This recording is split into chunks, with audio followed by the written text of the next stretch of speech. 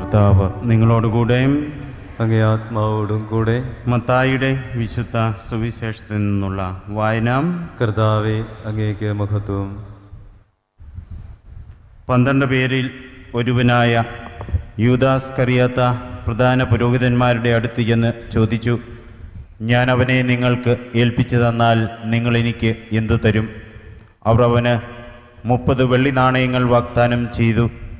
അപ്പോൾ മുതൽ അവൻ യേശുവിനെ ഒറ്റിക്കൊടുക്കുവാൻ അവസരം അന്വേഷിച്ചുകൊണ്ടിരുന്നു. പുളിപ്പില്ലാത്ത അപ്പത്തിൻ്റെ 1-ാം ദിവസം ശിഷ്യന്മാർ യേശുവിൻ്റെ അടുത്ത് വന്ന് ചോദിച്ചു, നിനക്ക് പെസഹ എവിടെ ഒരുക്കണമെന്നാണ് നീ ആഗ്രഹിക്കുന്നത്? അവൻ പറഞ്ഞു, നിങ്ങൾ പട്ടണത്തിൽ പോയി ഇന്നയാളുടെ അടുത്ത് എന്ന് പറയുക, ഗുരു പറയുന്നു, എൻ്റെ സമയം സമാഗതമായി, ഞാൻ എൻ്റെ ശിഷ്യന്മാരോടുകൂടെ നിൻ്റെ വീട്ടിൽ പെസഹ ആചരിക്കും.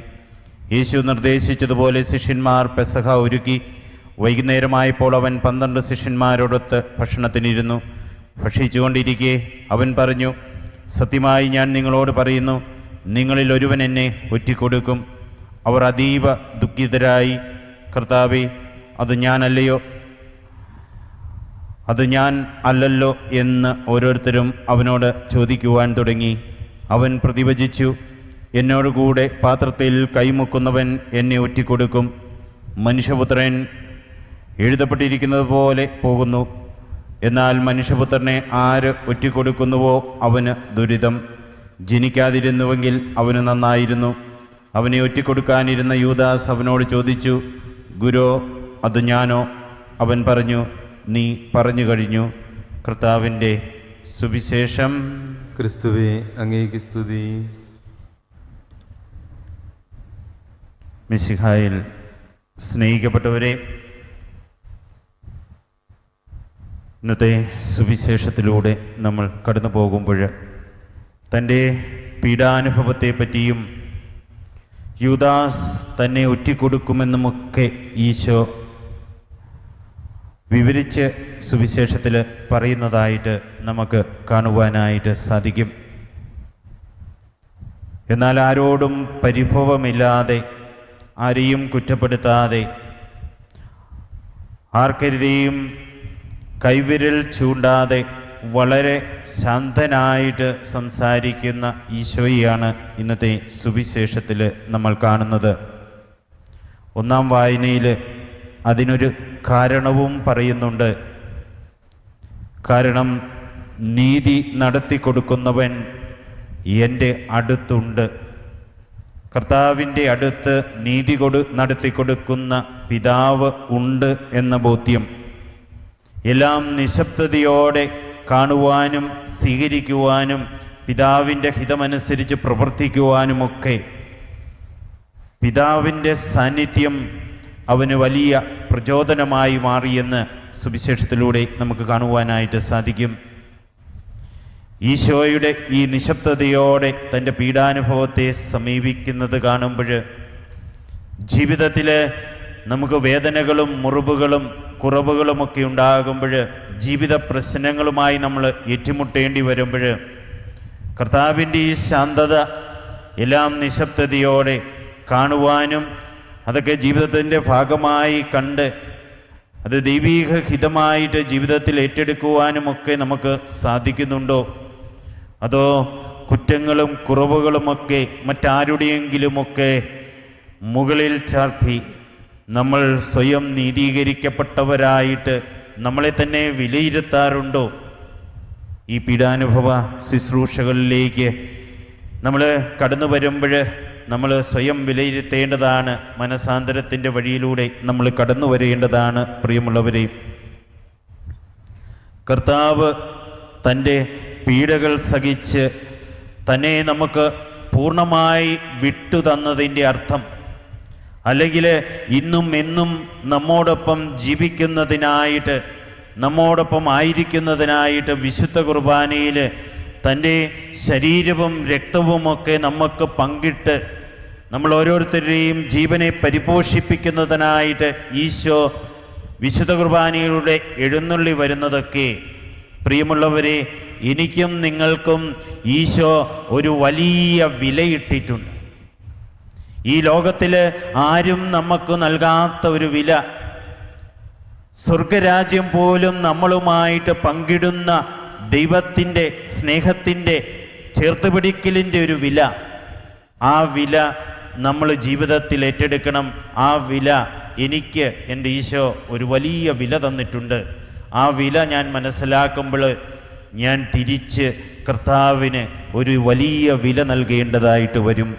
യൂദാസ് തൻ്റെ ജീവിതത്തിൽ സ്വാർത്ഥതയുടെ ഭാഗമായിട്ട് ഈശോയെ വിറ്റുകളയുന്നതായിട്ട് ഇന്നത്തെ സുവിശേഷത്തിൽ നമുക്ക് കാണുവാനായിട്ട് സാധിക്കും. യൂദാസിൻ്റെ വഞ്ചന എന്ന് പറയുന്നത്, ആരും അവൻ്റെ അടുത്തേക്കല്ല വരുന്നത്. അവൻ യഹൂദ പ്രമാണികളുടെ അടുത്തേക്ക് ചെന്നിട്ട് അവൻ ഈശോയെ വിറ്റുകളയുകയാണ്. നിങ്ങൾ എനിക്ക് എന്തു തരും?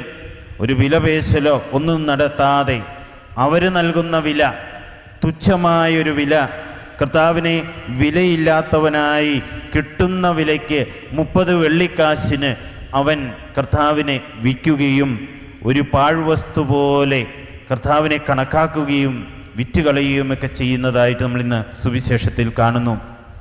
ഇന്ന് ക്രിസ്തുവിന് വില നൽകുന്നവരാണോ നമ്മൾ?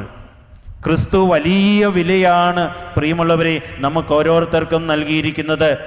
നാളെ മുതൽ സഭയിൽ നമ്മൾ പെസഹ തിരുനാൾ തൻ്റെ ശരീരവും രക്തവും നമുക്കായി പങ്കിടുന്ന വില, ദുഃഖവെള്ളിയാഴ്ച കുരിശിന്മേൽ 3 ആണികളാൽ കർത്താവ് പീഡിപ്പിക്കപ്പെടുമ്പോൾ, കുരിശ് വഹിക്കുമ്പോൾ, കുരിശിൽ മരിക്കുമ്പോൾ, പാതാളത്തോളം ഇറങ്ങുമ്പോൾ, ഉത്ഥാനം ചെയ്യുമ്പോൾ വലിയ രക്ഷ നൽകുന്ന വലിയ വിലയാണ് നമുക്ക് വേണ്ടി കർത്താവ് നമ്മുടെ ജീവിതത്തിനിട്ടിരിക്കുന്നത്.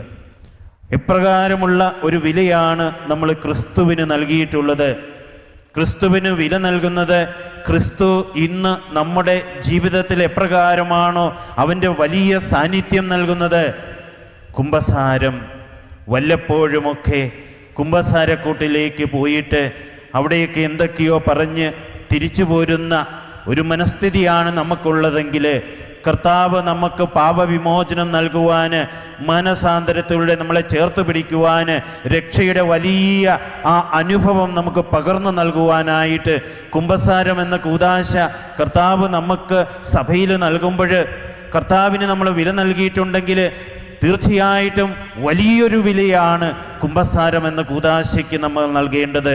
വിശുദ്ധ കുർബാന, തൻ്റെ ശരീരവും രക്തവും നമ്മളുമായിട്ട് പങ്കിടുവാൻ തിരുമനസ്സായ കർത്താവിന് അവൻ്റെ തിരുശരീരവും തിരുരക്തവും സ്വീകരിക്കുവാനുള്ള മനസ്സിൻ്റെ തുറവി, യോഗ്യതയോടെ കർത്താവിൻ്റെ മുന്നിലേക്ക് കടന്നു വരുവാനായിട്ട് നമുക്ക് സാധിക്കുമോ? യോഗ്യതയോടെ കർത്താവിൻ്റെ മുന്നിലേക്ക് വന്നില്ലെങ്കിൽ, ഉൽപ്പത്തിയുടെ പുസ്തകം 4-ാം അധ്യായം 7-ാം വചനം പറയുന്നത് പോലെ, നിങ്ങളുടെ പടിവാതിക്കൽ അവൻ പതിയിരിപ്പുണ്ട്. തിന്മയുടെ സ്വാധീന ശക്തികൾ നിങ്ങളെ കീഴടക്കുവാനായിട്ടിതാ നിങ്ങളുടെ പടിവാതിക്കൽ പതിയിരിക്കുന്നു. പ്രിയമുള്ളവരെ, യോഗ്യതയോടെ ഈശോയെ സ്വീകരിക്കുവാൻ നമുക്ക് മനസ്സുണ്ടാവണം. യോഗ്യതയില്ലാതെ നമ്മൾ ഈശോയെ സ്വീകരിച്ചാൽ തീർച്ചയായിട്ടും യൂദാസിനെ സംബന്ധിച്ചതുപോലെ ഇരുട്ടിൻ്റെ മറവിലേക്ക്, ദൈവഹിതമറിയാതെയുള്ള ജീവിതത്തിലേക്ക് സാത്താൻ നമ്മുടെ ജീവിതത്തിലേക്ക് കടന്നു വന്ന് നമ്മൾ നയിക്കപ്പെടും. ഇങ്ങനെയുള്ള വലിയ ബോധ്യങ്ങൾ നമ്മൾ ഈശോയ്ക്ക് വലിയ വില കൊടുക്കുമ്പോൾ മാത്രം നമ്മുടെ ജീവിതത്തിൽ സംഭവിക്കുന്നതാണ്. ഈശോ നമ്മുടെ ജീവിതത്തിൽ വിലകെട്ടവനായിട്ട് മാറുന്ന സന്ദർഭങ്ങൾ ജീവിതത്തിൽ ഒരുപാടുണ്ട്. പ്രിയമുള്ളവരെ, നമ്മൾ മറ്റുള്ളവരുടെ മുമ്പിൽ സഭയെക്കുറിച്ച്, ദൈവത്തെക്കുറിച്ച് വിലയില്ലാത്തതുപോലെ സംസാരിക്കുമ്പോൾ നമ്മൾ അവരുടെ മുമ്പിൽ മൂകമായി നിന്നു കൊടുക്കുന്നുണ്ടെങ്കിൽ ഈശോയ്ക്ക് നമ്മൾ എന്ത് വിലയാണ് കൊടുക്കുന്നത്? നമ്മുടെ സഭയ്ക്ക് എന്ത് വിലയാണ് കൊടുക്കുന്നത്? ഉദാശകൾക്ക് നമ്മൾ എന്ത് വിലയാണ് കൊടുക്കുന്നത്? ഇന്ന് നമ്മുടെ ആരാധനാലയങ്ങളിൽ കച്ചവട സ്ഥലങ്ങളായി വെറുമൊരു കാഴ്ച വസ്തുക്കളായിട്ട് മാറുന്നുണ്ടെങ്കിൽ, ആത്മീയത ഈശോ തന്നെ ഒരു വിൽപ്പന ചരക്കായിട്ട് നമ്മുടെ ജീവിതത്തിൽ മാറുകയല്ലേ? കർത്താവിനെ മാറ്റി നിർത്തിയിട്ട് ലോകത്തിൻ്റെ വഴിയെ പോകുന്ന ഒരു പ്രവണത, ലൗകികതയുടെ പുറകെ പോകുന്ന ഒരു പ്രവണതയൊക്കെ നമ്മുടെ ജീവിതത്തിലുണ്ടെങ്കിൽ ഈശോയ്ക്ക് നമ്മൾ എന്ത് വിലയാണ് കൊടുക്കുന്നത്? ഈശോയ്ക്ക് വില കൊടുത്താൽ ത്യാഗങ്ങളും സഹനങ്ങളും ജീവിതത്തിൽ ഏറ്റെടുക്കേണ്ടതായിട്ട് വരും. അങ്ങനെ ജീവിക്കുമ്പോഴാണ് ആത്മാവിൻ്റെ വലിയ വരങ്ങളും ഫലങ്ങളുമൊക്കെ നമ്മുടെ ജീവിതത്തിലേക്ക് കർത്താവ് നൽകുന്നത്. പ്രിയമുള്ളവരെ, ഈ വചനങ്ങൾ ഹൃദയത്തിൽ ഏറ്റെടുത്തുകൊണ്ട് നമുക്ക് ഈ വിശുദ്ധ കുർബാനയിലായിരിക്കാം. ഈശോയെ, നീ എനിക്ക് വലിയ വിലയാണ് നൽകിയിരിക്കുന്നത്.